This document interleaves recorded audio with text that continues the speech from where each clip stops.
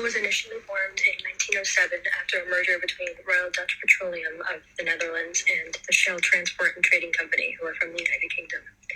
The CEO of Shell is currently Ben van Beurden, who is also of the Netherlands, and he has been at the helm of the company since January 2015. As of 2021, Shell's total assets were at a whopping $404.4 billion US dollars, which is a 6.6% increase from the previous year. Roughly about 86,000 employees are currently employed with Shell. For the past year, the gas company has been on a fairly steady increase of their stock with minor ups and downs. From 1 year ago today, their stock closed at £1,425.60. Today, Shell stock closed at £2,116. Political instability and its impact on Shell's operations have recently been brought to light as a result of the war Russia has evoked onto Ukraine. The impact of government and political unrest creates inefficiencies in supply chain management, as it can result in companies having to withdraw operations from certain areas affected. In this case, it has resulted in a $400 million write-down on downstream Russian assets and a major disruption to Shell's supply chain. In the beginning of March, Shell made the faulted decision to purchase a cargo of Russian crude oil to be refined into products such as petrol and diesel. This caused a negative media fallout in Shell's reputation. With a media release published a week later, Shell announced their intent to withdraw completely from Russian oil and gas production and purchases. This involves changing their crude oil supply chain to remove Russian volumes, which will have an impact on the company's performance by reducing output in many of their refineries and eventually impacting their products.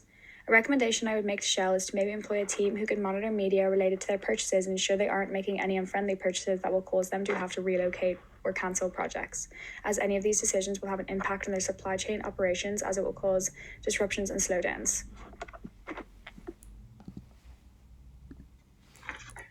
The second inefficiency we found in Shell's supply chain was in their supply chain innovation.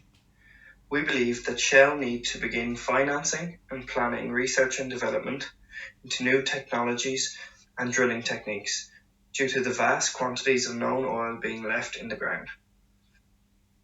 In 2018, there was an estimated that using current technologies, there is only roughly 40 years of oil left in the ground.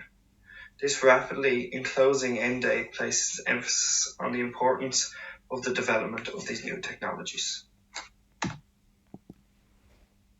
Third identified inefficiency is Shell's failure to prepare for emission targets. There is currently speculation among shareholders that Shell's strategy is failing to prepare the company for the International Energy Agency's net zero by 2050 targets. This has resulted in a lawsuit brought on by activist shareholders who believe it would be in Shell's best interest to change their business strategy to better prepare for these targets.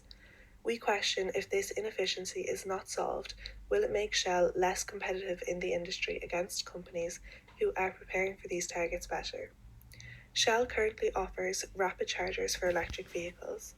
We believe that it would be more efficient for Shell to focus and invest more on these, as they are a more sustainable form of energy and line up with the multinational emission targets. Our recommendation to Shell is that they invest more and research to find more sustainable sources of revenue. The world is fighting climate change, and it does not help that Shell is a company that uses fossil fuels for the benefit of itself. However, Shell is still implementing sustainability tactics into supply chain in order to help improve its carbon footprint. They have installed software and battery storage systems onto its vessels to help improve their carbon footprint. Shell has a global outreach, and some of the political factors currently affecting Shell is the ongoing war between Ukraine and Russia. Russia contributes heavily to Shell's supply chain. Recently, Shell was under fire for buying crude oil barrels from Russia, as this was seen as a way that Shell was helping contribute to Putin's plans of war against Ukraine.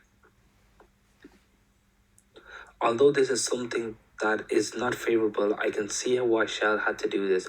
It is a company that has global supply chains, so it needed those barrels in order to fulfill that demand.